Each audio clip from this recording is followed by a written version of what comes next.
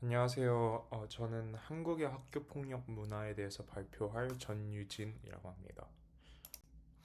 먼저 차례를 보면 나빌레라에서의 학교 폭력, 학교 폭력의 정의, 학교 폭력의 구조적 원인, 학교 폭력의 영향, 정부 및 학교의 대응, 그리고 해결 방안 및 나아가야 할 방향성이 있습니다.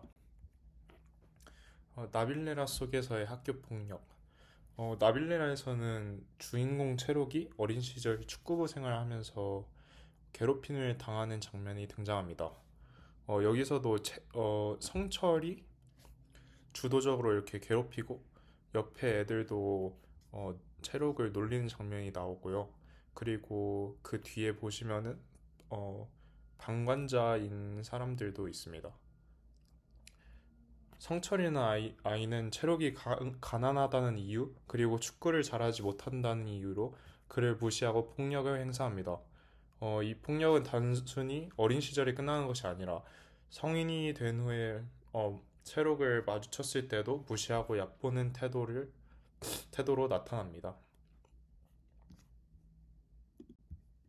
학교 폭력의 정의. 그렇다면 한국 사회에서 말하는 학교 폭력이란 무엇일까요? 한국의 학교폭력 예방법에 따르면 학교폭력은 학교 내외에서 발생하는 신체적, 언어적, 심리적, 그리고 사이버 폭력을 모두 포함합니다. 이는 개인 또는 집단이 특정 학생에게 고통을 주는 모든 행동을 의미하며 그 결과 피해 학생은 신체적, 정신적 고통이나 재산 피해를 입게 됩니다. 또한 중요한 특징은 대부분의 학교 폭력이 반복적이고 지속적이라는 것입니다. 즉, 한 번의 행동이 아니라 시간이 지날수록 쌓여가는 고통이라는 점입니다.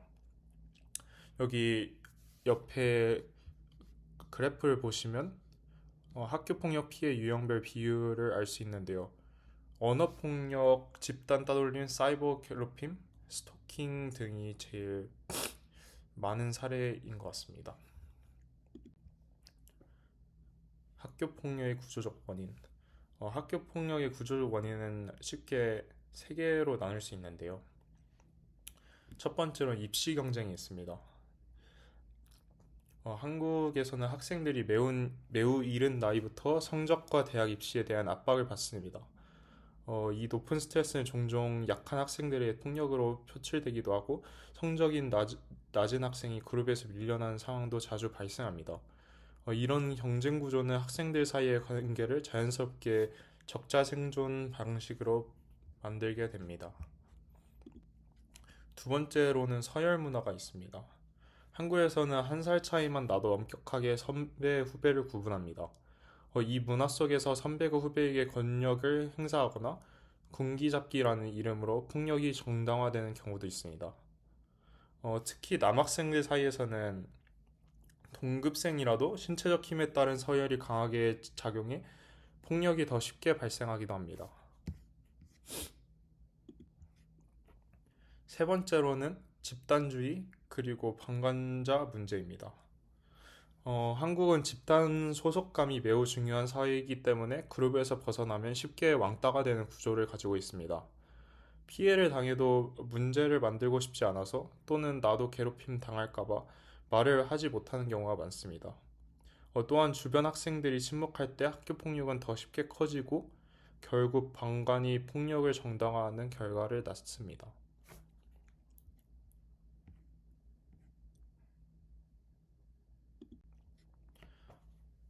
학교 폭력은 어린 시절의 기억으로 끝나지 않습니다. 그 영향은 학생의 인생 전체에 걸쳐 나타날 수 있습니다.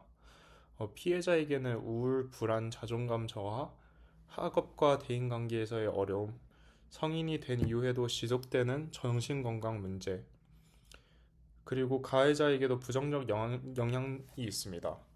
폭력성이 강화되고 사회적 관계에 어려움을 겪고 이후 범죄 가능성이 증가한다는 연구도 있습니다. 사회 전체적으로 봤을 때는 학교가 안전하지 않은 공간이 되고 폭력 문화가 다음 세대로 이어지는 악순환이 발생합니다. 옆에 이미지를 보면은 폭력 이후에도 고통받는 피해자들이 정말 많습니다. 폭력 이후에도 자살을 생각해 본 적이 있는 피해자가 44.7%, 그리고 학교 폭력 이후에도 고통스러움을 느낀다는 피해자가 49.3%, 그리고 가해 학생에게 복수 충동을 느낀다는 피해자는 70.5%가 있습니다. 어, 전에 되게 인기가 많던 드라마 더 글로리도 이런 학교 폭력을 바탕으로 피해자가 학교 폭력에 대한 어, 괴로움을 잊을 수 없어서 가해자에게 복수하는 드라마인데요. 그런 사례가 점점 많은 것 같습니다. 정부 및 학교의 대응. 어, 한국 정부와 학교는 이러한 문제를 해결하기 위해 여러 제도를 운영하고 있습니다.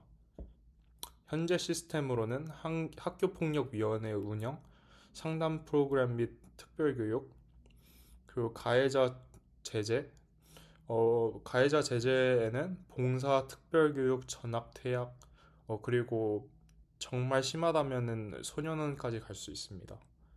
특히 2025년부터는 학교폭력 기록이 대학 입시에 공식적으로 반영되기 시작했습니다. 중대한 학교폭력 이력이 있을 경우 학생부 종합전형에서 불이익을 받을 수 있고 일부 학교에서는 합격 취소 사례도 발생하고 있습니다. 하지만 문제점도 여전히 존재합니다. 일단 피해자 보호가 충분하지 않습니다. 그리고 학교마다 학폭위 운영 기준이 제각각이고 일관적이지 않습니다. 그리고 신고 피해자가 더 공격받는 2차 가해 문제도 빈번히 일어나고 있습니다. 여기 응답자 10명 중 9명은 학교폭력 기록 취업 때까지 보존해야 한다고 말하고 있습니다. 그런 것처럼 정부 및 학교의 대응이 점점 많이 중요해지고 있는 상황입니다. 제가 생각하는 해결 방안과 나아가야 할 방향성은 어, 예방 교육을 강화시키는 것이 첫 번째입니다. 공감 교육, 감정 조절 교육 등을 실행하고 피해자 지원 시스템 강화를 하고 방관자 개입 교육도 의무로 실천해야 된다고 생각합니다. 그리고 두 번째로는 디지털 폭력 대응 필요가 있습니다. 단체방 폭력 감시 시스템, 그리고 사이버 폭력 즉각 신고 체계, 그리고 교육 프로그램 온라인 강화 등이 있습니다. 그리고 문화적 변화로는 서열 중심 문화를 완화시키고 고자질이 아니라 정당화 신고라는 인식 전환을 해야 한다고 생각합니다. 나빌레라의 체록처럼 학교폭력의 상처는 오랫동안 사람의 삶을 흔들 수 있습니다. 이 문제는 단순히 학생들만의 문제가 아니라 사회 전체가 함께 해야 하는 문제입니다. 그래서 폭력 없는 안전한 학교 문화를 만들어가기 위해 교육, 제도, 문화 모두의 변화가 필요합니다. 감사합니다.